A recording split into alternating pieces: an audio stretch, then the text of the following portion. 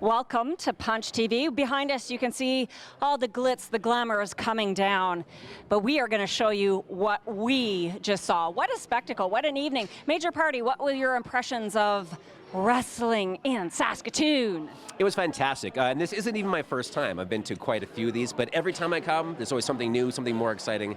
It's a great show, and I'm glad I got to talk to so many awesome people tonight about what their wrestling experience is. Well, last year we did a special on wrestling in the community that is like exploding in Saskatoon, and it was one of our most favored episodes. We got a lot of response, so we thought, you know what, we got to revisit this. We have to actually go to a match, and Jeff Drake, he came on and talked to Tony in this episode about his incredible wrestling mask collection. We had him come to studio, and then he invited us to come, and I was like, well, how do you say no? So we came, we saw, we conquered, and we have so much in store for you this episode. We hope you love wrestling as much as we have. You will. You definitely will. So check this out. Check out all the wrestling craziness on Punch TV. Please don't die! Please don't die!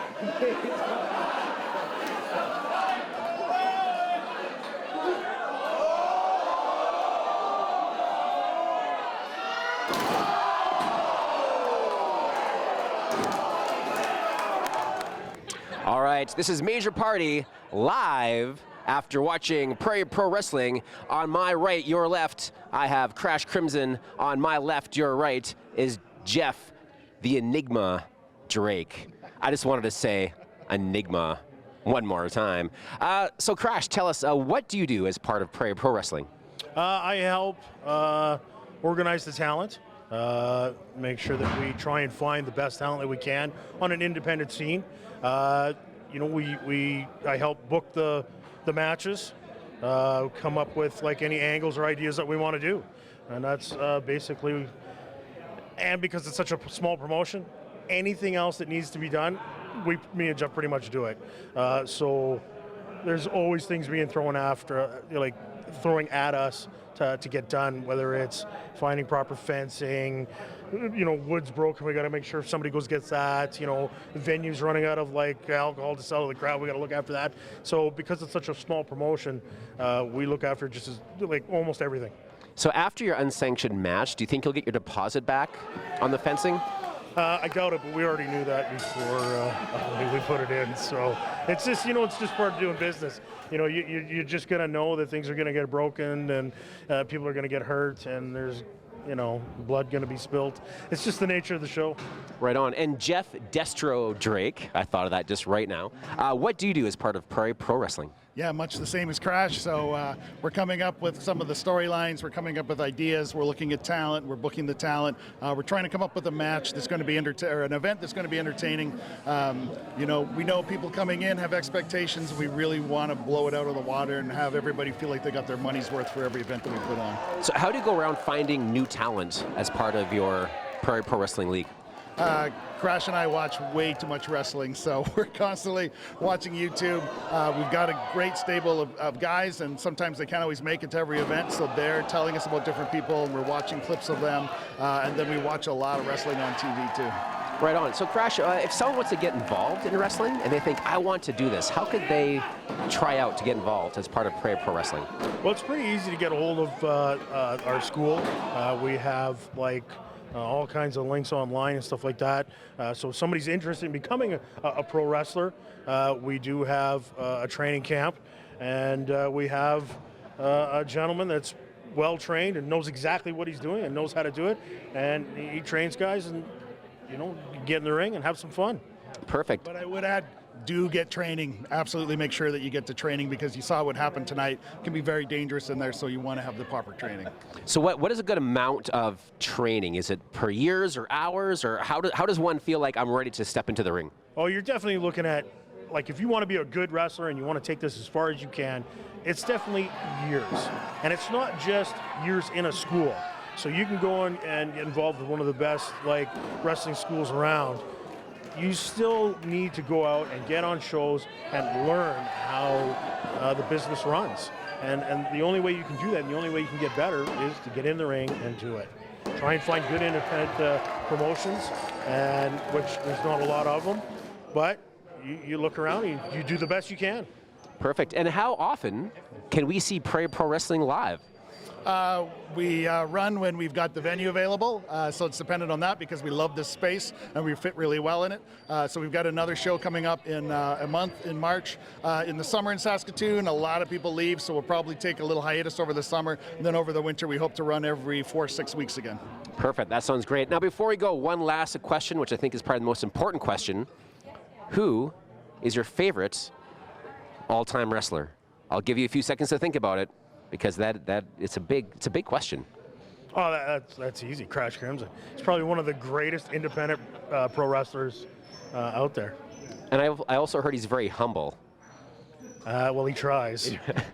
and Destro, who's yours? Well, I got to work with this guy, and we spend a lot of time together, so I'm going to just say him too. Yeah. Well, it's good that way they work well together and like the same wrestlers. So there you go. Thank you so much. And Cheetah Bears is everywhere. It's chaos. Everything's done. Thank you for talking with us, and we'll make sure we see everyone next time at Prairie Pro Wrestling.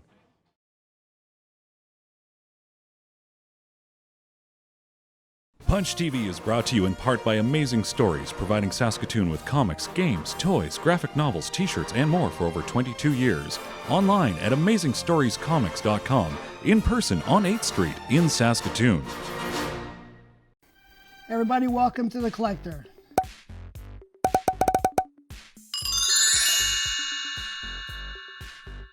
Well, here we are. It's been a while since I've been in the studio talking to a guest, and we're here today with Jeff Drake. Jeff, what is it that you collect? I collect a few different things, but what we're here to talk about today is my wrestling mask collection. You have a huge and awesome wrestling mask collection, and this is probably just a few of the things that you brought today? Just what we could fit in a few bags, yeah. The rest is at home, yeah. So how long have you been collecting masks for? I've been collecting masks for, it must be about 20 years since I first saw the first masks in the store that I decided that I needed. And like any collector, once you've got 2 of something, you may as well have 50 of them. So tell me a little bit about the history of the mask. Sure. The history of the mask goes back much farther than you think, into the 1865. Theodore Bauer was the first person on record to wear a wrestling mask. And in his persona, he was the masked wrestler. He came to America shortly after that. The mask never really caught on, though. And then we fast forward to the 1930s, and here's a picture of Cyclone McKay, a wrestler out of Texas. And you can see the masks at those times were thick leather masks, so they were uncomfortable.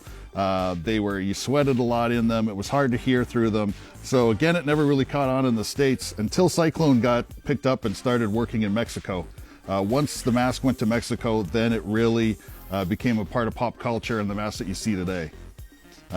So what the Mexican wrestlers were doing, were taking different pieces of pop culture that they were finding. Here's the Phantom from the comic book series from the 1930s, and then there's a mask in front here that you can see that's a replica of that. So if you're saying these things started in the 30s, then how did it progress heavily into something that went into to Mexico?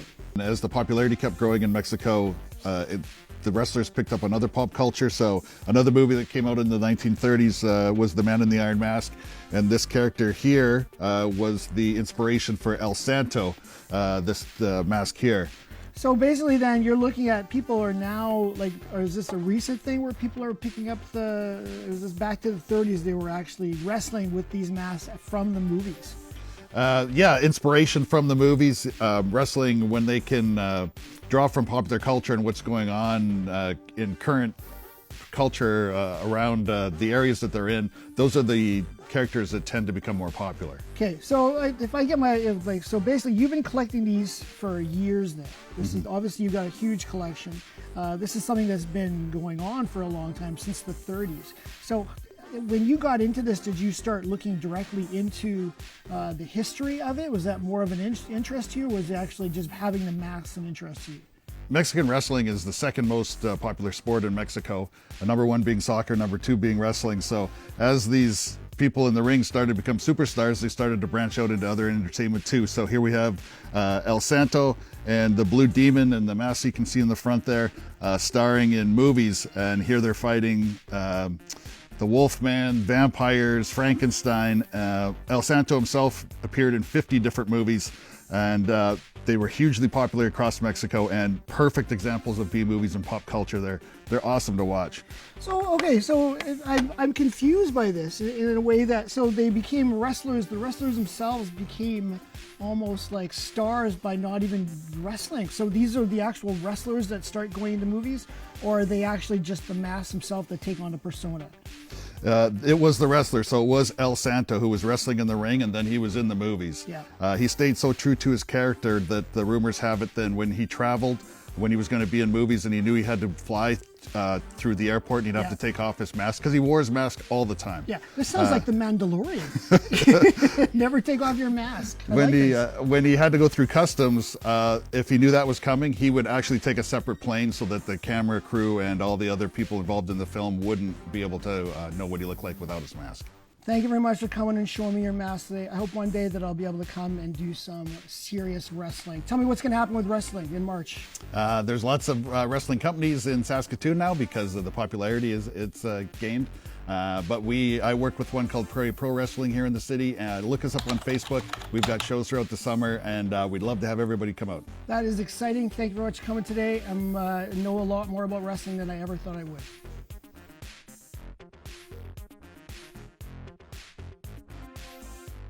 Punch TV is brought to you in part by Amazing Stories, providing Saskatoon with comics, games, toys, graphic novels, t-shirts, and more for over 22 years. Online at AmazingStoriesComics.com, in person on 8th Street in Saskatoon.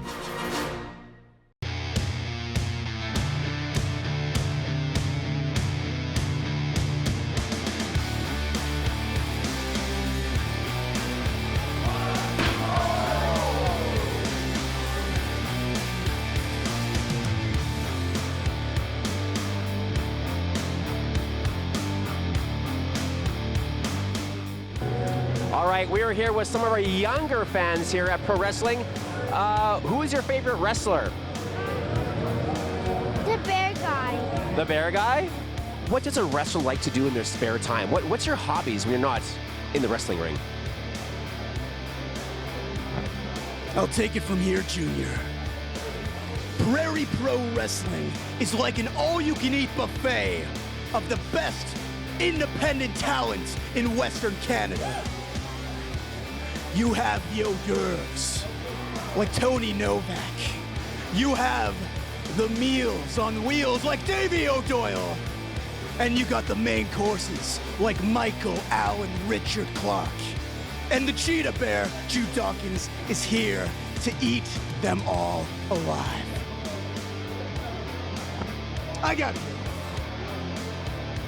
All right, that was Cheetah Bear, and he's off to eat.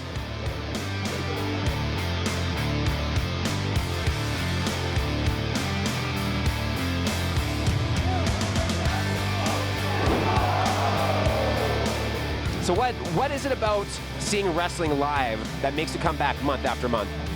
I think it's just like the passion that they put into it. They give it their all, and they put a really fun spin on it too. So like they take it seriously, but they also have a ton of fun with it. So right on. So now you've been coming to quite a few of these, being as Glitch is one of their sponsors. What is one of your most memorable matches that you can remember? I think they had like a weapons match when it was still high impact wrestling with some of the guys like Michael Allen, Richard Clark, and them, and they had the weapons, and there was like blood and broken tables, and it was like insane. Who is your all-time favorite wrestler? If you could think of who the pinnacle to you of wrestling stardom. I would have to say, as far as like keeping it local, it's Michael Allen, Richard Clark. He's by far my favorite. And also the longest name in wrestling. And he is the longest name in professional wrestling, and you can't argue with that. So yeah, he's my all-time favorite. I think Mick Sugar is a close second.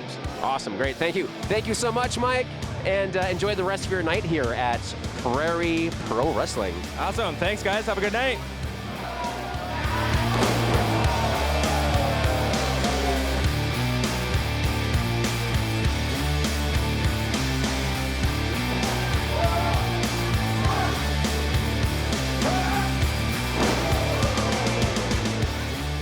here with O'Doyle that had a great match today. How was your evening tonight in Saskatoon? You know, the crowd's great here at PPW. It's always a good atmosphere, but to be honest, every time you go out there, you want to win the match. And his feet were on the ropes. He cheated, but I lost the match, so, you know, it could be a little better. So is this going to be a rival? Like, is this a rivalry that's ongoing, or is it starting tonight? Is this something new that we're going to see? Man, Mike McSugar, he's a creep. At the last show, he does all this weird pervy stuff to Zoe Sager, and I come out and I help her out. Why wouldn't I? What a creep. He does the same stuff to me, licking on me. Just, I don't know, man. There's something about it. I need to get him. So having Zoe at the end, she was like paying you back for the times that you've helped her. Yeah, it's good. You know, we have to have each other's back around here, especially in a combat-like atmosphere. You know, it's good someone has your back. So do you think there could be a mixed tag team in your future? Possibly? You and Zoe? Maybe? Possibly?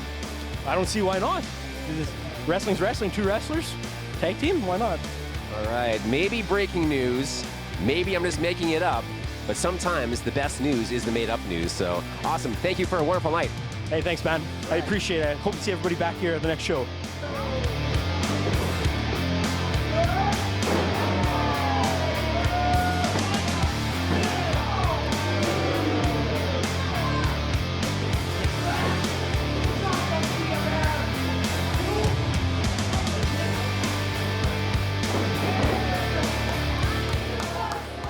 So what's been your favorite part of tonight's evening so far? I like that it's just right in my face. I'm in the Cosmo Senior Center. I keep waiting for old folks to show up and say, like, is it my aerobics class right now? What's going on here? Oh, wait, hot wrestling action right in my face. What else could you want? What's been your favorite chant so far? Or like any heckles that stood out to you yet? Well, there was just an individual, and he was a cheetah bear.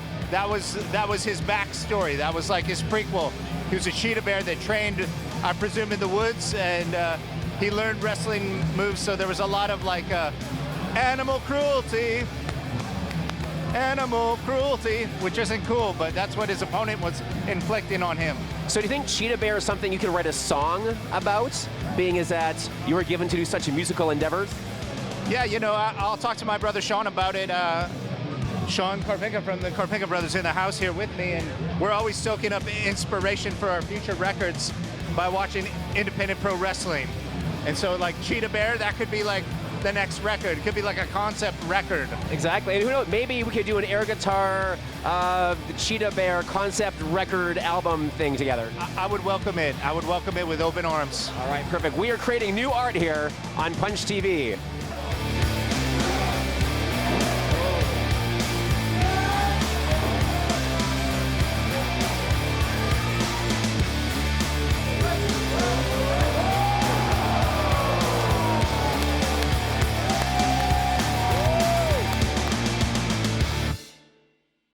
Hello punchers, it's me, Hank.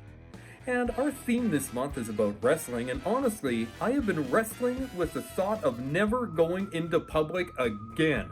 Last night, I was at the movies, and I was shocked and amazed when a lady who was sitting in front of me sneezed into her hands, and then put those same hands into the bag of popcorn that she was sharing with her friend.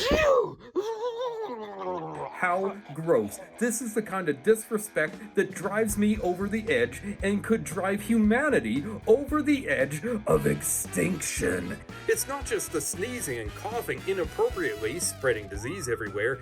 It's the not washing your hands after doing so, or using the washroom, or touching pink chicken. The germs are everywhere, and most of them would die if you just use common sense and wash your hands. Think you know how to wash your hands? Well, think again. Unless you wash your hands like Tony here, germs are gearing up for an invasion on an epic scale all over your body. Do you want to be patient zero? Well, apparently you all do. A 2013 study showed that only 5% of people properly wash their hands on a daily basis. According to the CDC and my sister, keeping hands clean is one of the most important steps people can take to avoid getting sick and spreading germs to others. Remember, it's not about you, it's about what you are spreading to everyone else. people touch their faces on average 3,000 times per day, and with more than 50% of healthy people carrying the zombie plague and other treats up in their nose holes, their ear holes, their throat, their hair, their skin, hand washing is something that people must do. Now, it's time to make sure we're all on the same page about a few things. Number one, it does matter how long you wash your hands. The next time you're in the restroom and washing your hands, think of the chorus to your favorite song. Studies show that you should scrub your hands with soap for a minimum of 20 seconds in order to effectively remove germs. Washing your hands with soap and water is the best and most effective way to reduce the number of microbes and germs on your hands. Although alcohol-based hand sanitizers can quickly reduce the number of microbes in some situations, they are not as effective as soap and water when it comes to removing and inactivating dangerous gastrointestinal illnesses causing, cryptosporidium, norovirus, and workitis. The list goes on and on. No matter what your mom says, water temperature does not matter. Studies show that water temperature does not affect microbe removal. In fact, there is no research to prove that higher temperatures improve hand washing at all. Hotter water can also dry out skin, which leaves your skin more susceptible to germs and can make hand washing painful. It's best to wash your hands with a temperature that you find comfortable. Remember, it's not about the temperature, it's about the time. So what did we learn? Wash your hands like Tony. In fact, in most circumstances, just ask yourself, what would Tony do? And do that, especially if we're going to be in the same movie theater together. And really, when all else fails, don't share your popcorn with a friend. All right. Well, that's a wrap for another episode of Punch TV.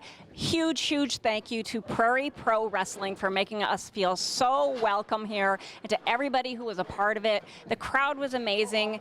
There was so much energy in the air. I will definitely be back.